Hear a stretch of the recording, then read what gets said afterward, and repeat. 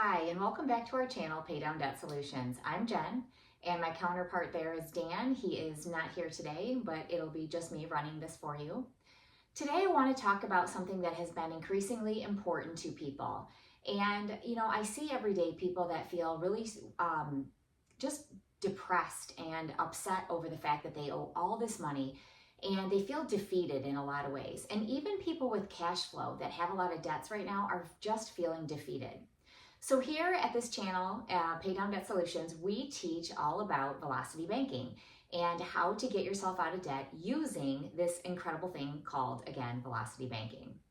So talking to you today about where to put my money, okay? So where do I put my money? Where you put your money is just as important as what you do with your money, right? So if you're paying down your debts and you're making payments, you are doing what you're supposed to be doing. You are being a good citizen. You're taking care of your debts, but there are better places you can put your money. And that is going to be the topic of today's conversation, okay? And I'm going to bring to you a situation with a client of ours that, came and has $52,000 of inheritance, and he wanted to know what to do with it. But before I get into that, I just want to go into, like I always do, a little bit about my history and Dan's history. So Dan and I are business owners. We've been business owners for many years. Prior to me being a business owner, I was a banker and I was a branch manager. So I come to you with a whole bunch of knowledge about the banking industry and about mortgages and loans, okay? I know these products inside and out. I know the bank rates and I understand how all of this works. But what's amazing to me is I didn't understand velocity banking because banks do not teach this. Bankers do not teach velocity banking. There are very few people that know about velocity banking, but it is catching on. And I'm thankful for channels like this one here that go into velocity banking, because it wasn't until Dan and I found velocity banking that we freed ourselves from the chains of debt, okay? So I know lots of people are out there in debt, and whether you are like on, bankruptcy debt, like on the verge of bankruptcy and in debt, or you just are in debt and you feel like you're being strangled, this can help you, okay? This can help you. So before you go into any of these debt repayment programs and consider anything like that, please try this first, because I can guarantee you that you will find the benefit and you will find the value and you will be able to change your situation. Even if at the end of the day you end up going into a bankruptcy, or if you end up tanking your credit and paying down your debts. And I do suggest that. I know Dan suggests that before you look into, a debt repayment company, handle the debts yourself, you guys, because you will save so much money in the long run. And then when those debts are renegotiated, you know exactly what you're getting for it, okay? So again, I want to go into, our story. Dan and I had considered things like bankruptcy, and not that our businesses weren't doing well, because they were, but the problem was we were so payment poor. We had so many payments that, and a lot of them were for businesses. So it wasn't just for in our personal life, it was for, business expenses. And it got to be really, really difficult, okay? So we spent a lot of years trying to figure that out. And once I found velocity banking, that changed the whole trajectory of our entire life, okay? It was that impactful for us. And we did, like I said, we did consider bankruptcy, but we were told really at the end of the day, we were between a rock and a hard place, and it wouldn't make a whole lot of sense for us to enter into bankruptcy, because we're still going to have to, take our assets, such as the savings that we had, to try to pay down and rework this debt. And then in the meantime, we would have just destroyed our credit. So we chose not to do that. We made the right decision, and hands down, I know we made the right decision, because we came out of it pretty much smelling like roses, which is great. When you have a big, tall guy like that who works hard for a living, sometimes it's nice to smell like a rose. So aside from that, joking, love him to death. Where do I put my money, right? So where do I put my money? So we have a situation where we had a customer come to us, and he had a bit of an inheritance from his mother, and they're about middle age. They're right around mid 40s, and they're looking at their situation and they feel really strapped, okay? And so part of them feels like they're working and killing themselves to just make payments, okay? And so it's really tough. And even though they have cash flow, and they have a pretty decent cash flow actually of $680, it still feels really difficult, and it's depressing, right? When you feel like you can't get out of your situation, it's really it's disheartening, okay? And that's where they were at. But after this conversation, you guys, they felt so much better, because we're going to show you how velocity banking is able to change these guys, their life as well. Now, whether or not, so the big question a lot of times is, where do I put my money? What do I do with my money?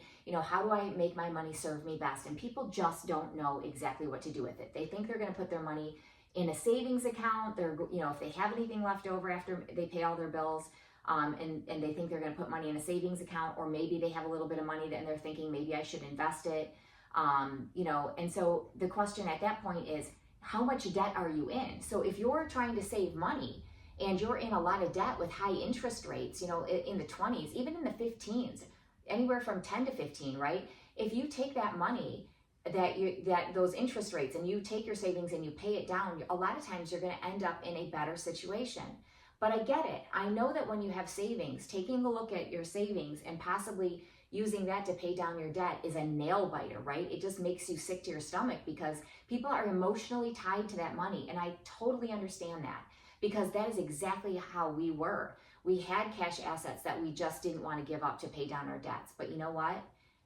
It made more sense. And after we ran through our entire situation, really took a deep dive into velocity banking, we realized it made a lot of sense for us. However, the great thing is, with velocity banking, you have choices, okay? So it's not like you have to take that money. If you're uncomfortable with it, you don't have to do that.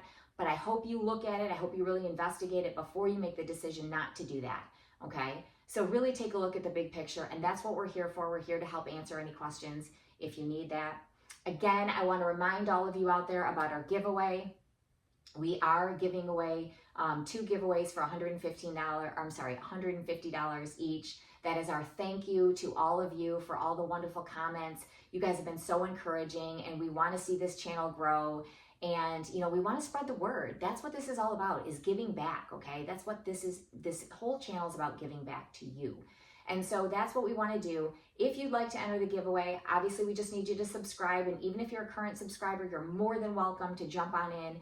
Just send us an email to info@paydowndebtsolutions.com. In the subject line, put giveaway and then your handle from wherever you come to us from, be it Rumble or be it YouTube, just so we can contact you. That's all. Okay. So hope you all win, and want to see you jump in on that. All right. So let's get into this situation here. Again, I told you a little bit about them. A really nice couple, just a really lovely couple. But they feel really tight, and they're stressed out about their situation. They got this inheritance, and part of them is like, do we save this money? However, they are both saving, and they have some 401k money. So it wasn't as important to them to save it as it was to maybe get themselves out of some of this debt. But they just wanted to know how long it was going to take them to accomplish this. So we took a big picture look, right? And, there was some talk about perhaps putting this money in the market. And, that's an option that they could do, okay? But I like things that are a little bit more guaranteed. And I'm not saying don't play the market, because I like crypto, I like gold and silver, and I have been in the market, okay? But I do like things that are a little bit more guaranteed than the market. And I can tell you this, when you take your money to a financial advisor, they're going to take a look and tell you what the market has averaged over the last 100 years. You can't really take 5 years because it's not enough. 10 years is getting better, right? But really they take a look at it at the last 100 years and how the market's performed. And of course it's very volatile, right? You've got extreme highs and extreme lows. They say that the average is 10%, okay? And if that's the case, here's what's very interesting. In the last 97 to 100 years, depending on who you listen to and when that 97 was looked at, it might be 100 years by now, the stock market has only hit the average 6 times in 100 years. So think about that. So that means you're on the extremes of either side of those, okay? So only 6 times did it actually hit 10%. So what that means is, depending on when you need your money, okay, you might be sky high and up, and by the time you need to take it out, and that's incredible. But there's also the potential that you could be down. And if you're down, then you obviously have lost money. So I like products that are a little bit more guaranteed. It's just me, and I just wanted to put that out there. You talk to your financial advisor about it. But in this situation, these guys, again, have investments, so they weren't really worried about that. They just really wanted to handle some of their debt, so we looked at options for them. So let's talk about it, okay? All right, so what these guys have is they have a mortgage, and the purchase price was $246,124. Their current mortgage balance is $242,146. Okay, so $242,146. Their interest rate currently is at 6.125%, and it is a 30-year mortgage. Now, they have been in this mortgage for about a year and a half now, okay? So this is their mortgage. Now, not including their mortgage debts, right? So their debts excluding the mortgage. We have a car payment at $18,000. We have a car loan at $18,000 right now, $460. So it was higher. I think it was about $25. Car loan 2 there, they have at $33,580. It has a payment of $755 at 4%, which means that the interest that they would pay once this is all said and done is $4,304. Let me back up because I forgot to talk about the payment here. So on the car loan 1, the payment was $460, and it's at 4% as well. They got them at the same time apparently, which is what they told me. And then the interest that they would have paid at the end of this loan is $2,625. All right. So now we also have credit card 1 here. This credit card is at $20,165. So $20,165. And the payment then is $528, and it's at a 19.45%. Okay, 19.45%. That means that at this payment, okay, and I think that's a 1% plus interest, I believe.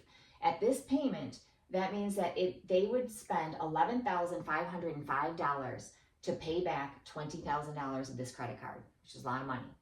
All right, credit card 2 is sitting at $14,344, and the payment on that is $385, and it is at a 20.25% interest rate. And the balance, and the interest that they would spend at the time they're done paying this is $8,429. All right. They also have a personal loan out there. Never a loan, always a line, right? They also have a personal loan out there for $23,625, and that is at a payback amount of $292, and it's at an 8.5% interest rate. And then they would spend $11,525 to pay back this $23 at this point in time. So their total debts, excluding the mortgage debt, is $110,174, okay?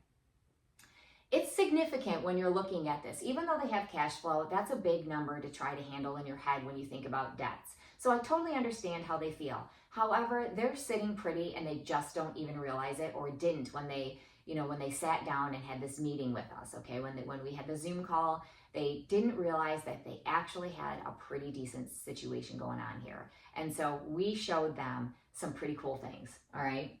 So now we know that their payments are adding up to $2,420, and the amount that they would pay back on all these debts if they let these payments run their course is going to be $38,388. That's a chunk of change, okay? So that's how much they would pay back if they let these run their schedule, okay? And then it would be 5+ years, and in some cases 7, depending on what debts we're looking at.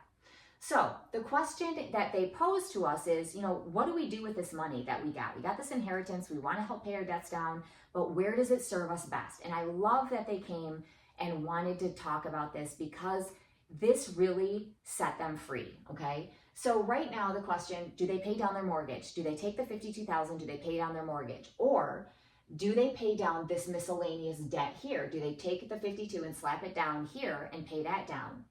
Or do they take the $52,000 and save it, right? Well, we all know they really didn't want to do this, and we know that savings accounts are a negligible, percentage. It makes no sense to put money in a traditional savings account. Again, we're not going to get into the whole the market. I don't really want to go there because this money can serve them best actually right now.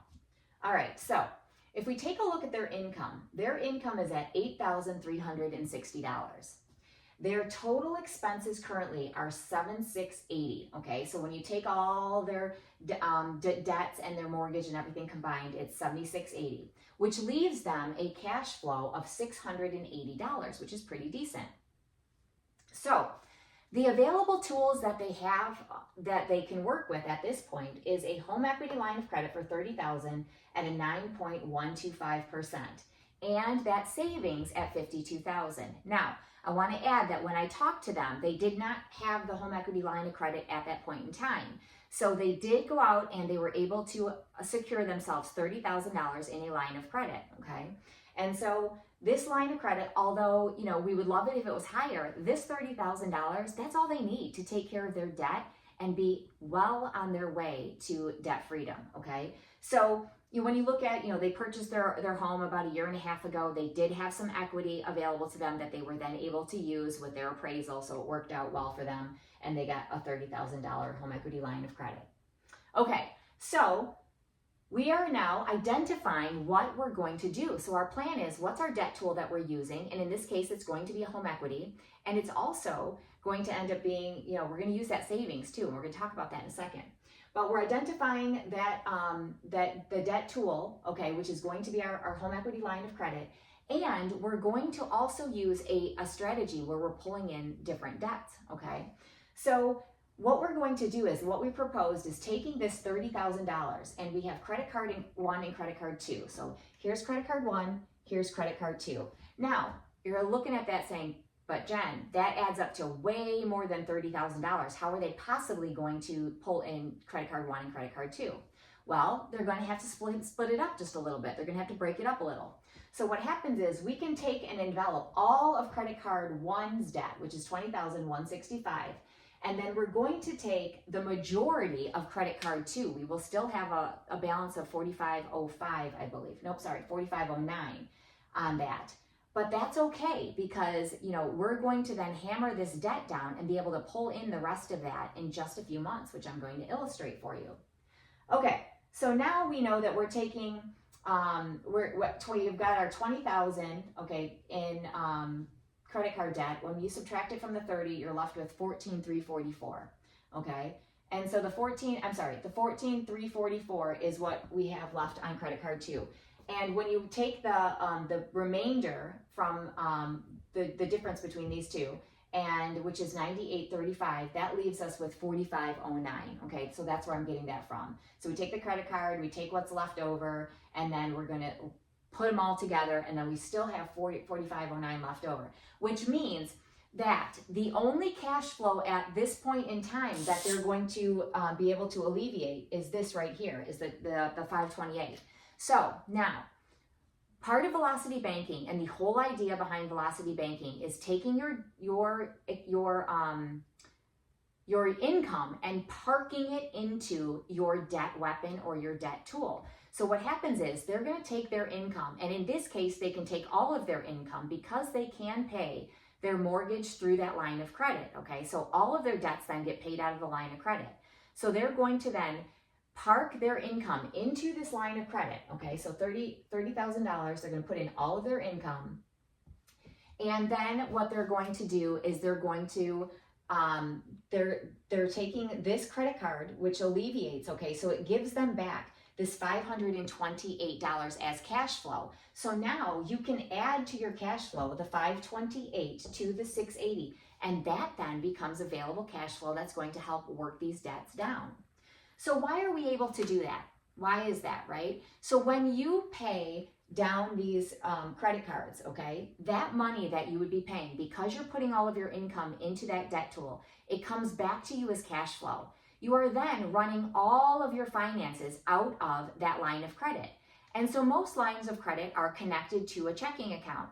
Some of them have the ability to be used as overdraft protection, and some of them actually come with a debit card. So it just kind of depends on how your bank is set up. If you can run it through your checking account and you can then pay all of your debts through that, then that works out beautifully, so long as there's no overdraft, charge for that, right? So you don't want any transfer fees for that, to run it this way. If you do, then you have to manually transfer the money over and work it all out of your checking account that way, which is essentially the same thing, so long as you make that transfer and then all that money goes out right away, okay? So it's really the same thing. It's just a little bit more work on your part, but it's not a big deal when you see how quickly they work this debt down. Okay, so now we have a $30,000 balance, okay, which we've taken all of credit card 1 and a partial of credit card 2, which means we still have to pay this, through our expenses, okay? This hasn't come back to us in cash flow. So when we start, we're going to put all of our income in. So $83.60 is going to be parked into this line of credit. And that immediately drops our balance to $21,640 in month 1. So part of the beauty of velocity banking and what makes velocity banking work is that these lines of credit are revolving, and revolving lines of credit are configured on an average daily balance. So your average daily balance then helps defeat interest, because as you pay down your debt and the chunks of money that you're putting on that line, you're dropping your interest quickly, okay? So now how do we figure that, okay? So what we have to do is, because we know that we're charging expenses through this line of credit, we start with $30,000, we drop it immediately by $8,360 to $21,640, okay? So now we know that our expenses are $71.52. Okay, so how did I get that, right? $71.52 are the expenses. We know that our total expenses are $76.80. But remember, we were able to take out this $528. So we've reduced our expenses now by $528, and that is coming back to us as cash flow to help hammer this down. So now our new expenses are $71.52 because we have that $528 back. All right, so we have our expenses now, and we have to figure out what our interest is for the first month, because we've hammered it down by $83.60. So what we're going to do is we're going to take our high balance, we're going to take our low balance, we are going to add those two together. We are going to then divide by 2 to get our average.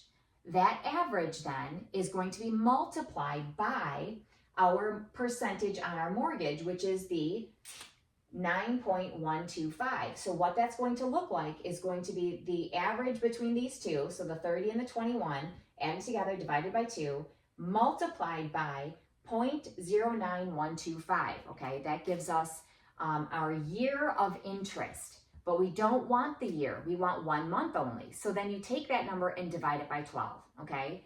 So that then gives you your 1 month interest, and that is what's represented here. So everything in green is going to be the interest that you're paying. Everything in blue is going to be your expenses. I try to color coordinate it for you so that you can get a good idea of what's going on and it makes sense. As you can see, the interest is dropping each month, right? Because we're doing our average daily balance, which is the beauty, again, of velocity banking. So the month 1, here's month 2, okay? So again, the same thing happens next month. Our $83.60 comes in. We have our high balance of $28,988. We have our low balance of $20,628. We add them together and we divide by 2, okay? And that's going to give us our average daily balance.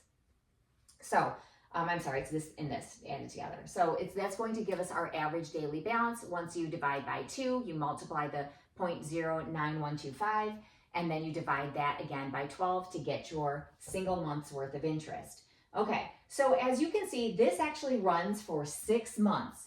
And at month 6, we are now able to pull in the debt here that's left over, right? The remaining balance, the $45.09. So we're able to pull in this debt, okay?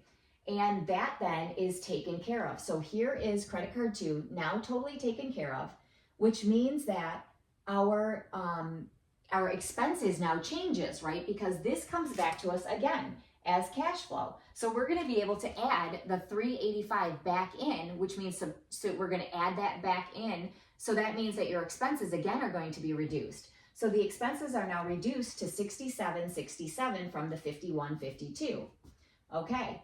And then again, we have to configure our interest, right? We take our high, we take our low, we do our average, and then we get our interest, our 91, and then here it's 80. So now we've run these 2 cards, okay? We've taken these 2 cards, we put them together, and now after, this was 6 months, okay, to get to this point, and now after 15 months, this will be done, and we're then able to pull in our third debt, okay? And our third debt then is this P loan here, okay? So that personal loan is then pulled into our debts. But here's what's interesting, and here's what you have to remember, right? You are paying down on this monthly as these months have gone by.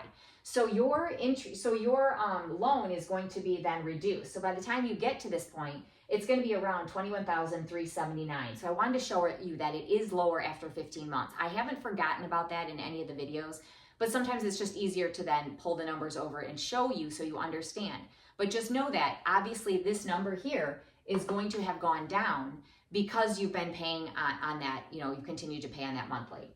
So now we're at $21,379, and we're subtracting then our income, which drops us to $1,319, okay? So then again, $1,319, here's our income, okay?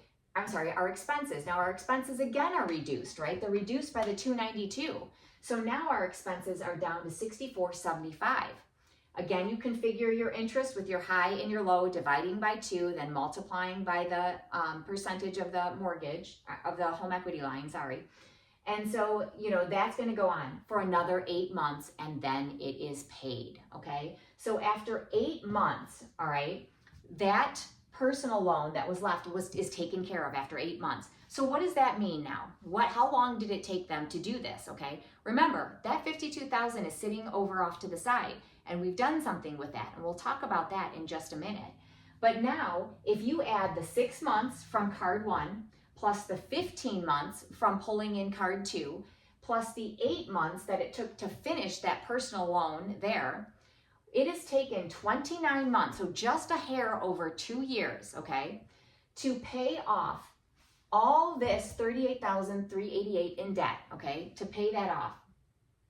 To pay off $110,174. That's how long it's taken to pay off that debt.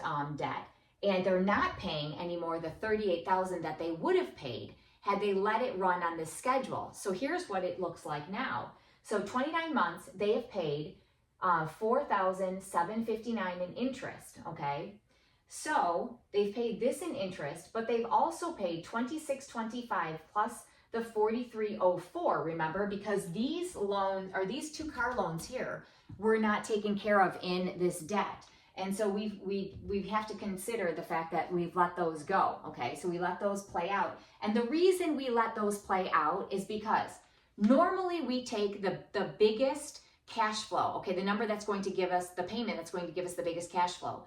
But when you take a look at these car loans and the fact that they've already been paying on them for a couple years, okay, so all that interest they've already paid, unfortunately. So they're left with lower interest payments. So we ended up taking what made more sense with the higher interest, okay, rather than just going after the cash flow factor here, okay? So it made more sense to do that at this point in time. So now if you take a look at all of it, so you take the $47.59 plus the $26.25 plus the $43.04, so these 2 here, okay?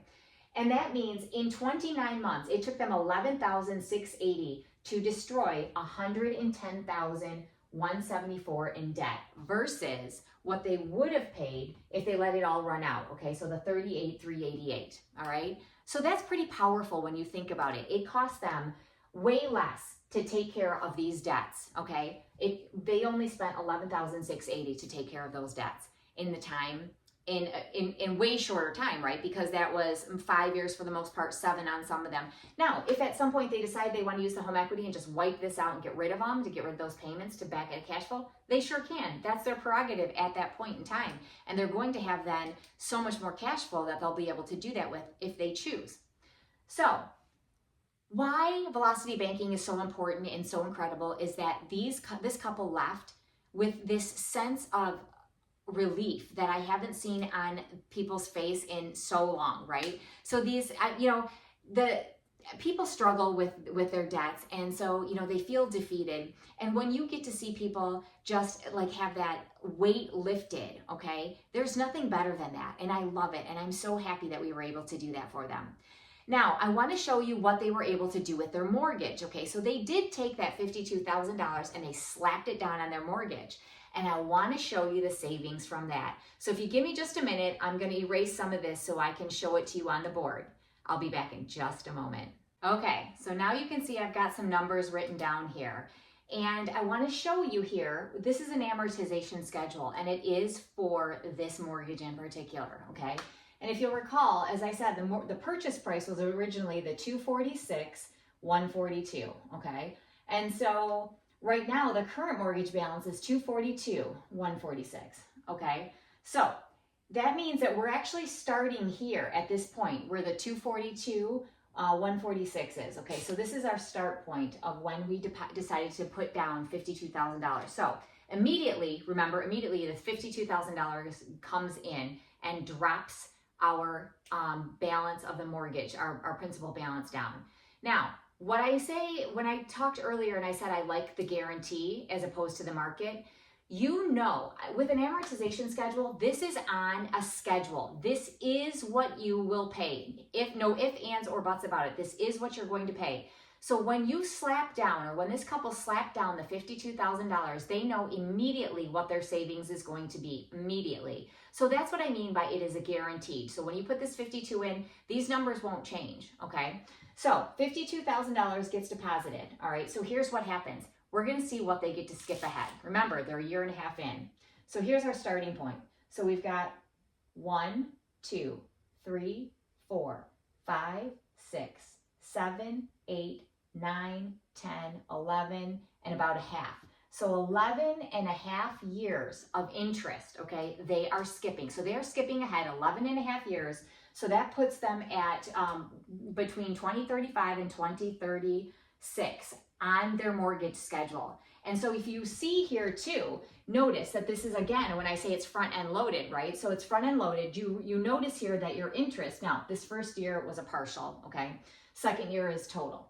All right, so you see the interest, it starts at 14,932, then it goes to 14,742, then it goes to 14,540. Okay, so that's the interest in that they're going to pay each year, $14,000. And they pay $14,000 in interest for 1, 2, 3, 4, 5, 6, 7 if you want, 2, 4, 6 years, okay, including this one. So they're going to pay $14,000. If you'll notice though, and this is why mortgages make me sick, you'll notice that the principal that they're paying is only $3,000 as opposed to the $14,900 here. $3,200 as opposed to the $14,700. Now, your principal does go increase, obviously, as your mortgage goes along, because it's like an inverse relationship, right? So we know that the interest is front end loaded, it's all paid up front, and then as that drops, this then is going to go up. So that means, this shows you then the balance. So after 11 and a half years, they skipped ahead 11 and a half years by making that $52,000 chunk. So they have then already paid, though, about $19,000. I just made an approximate here. So they paid already about $19,000 in interest. So can't save that. It's already been spent. So now, what have they saved? Okay, so they saved themselves in this time frame here $151,343 in interest. That is staggering. That's a staggering amount of money to save, okay? And their total interest for the life of this 30-year mortgage was going to be $292,247. Think about that. That is another house in just interest. Another house. This is why mortgages just tear me up, okay? So you spend all this money in interest, okay? Now, they've saved $151,343. So that means effectively the interest in this time frame, okay, is going to be $140,904. Okay, so they will have paid by the time the mortgage is done $140,904. Okay, now they've already added. You got to add in the 19 though, because it doesn't just go away, right? It's still part of this. So they're at this point are spending $159,904 to get this done.